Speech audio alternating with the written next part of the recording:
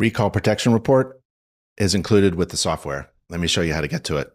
So you go to any one of your scheduled jobs, you click recall, and this is the admin side. This is the inspector side. So what you do is you use your phone, you take a picture, and then within a couple seconds, it'll tell you if it's good or bad. And then the report looks like this. You share the report.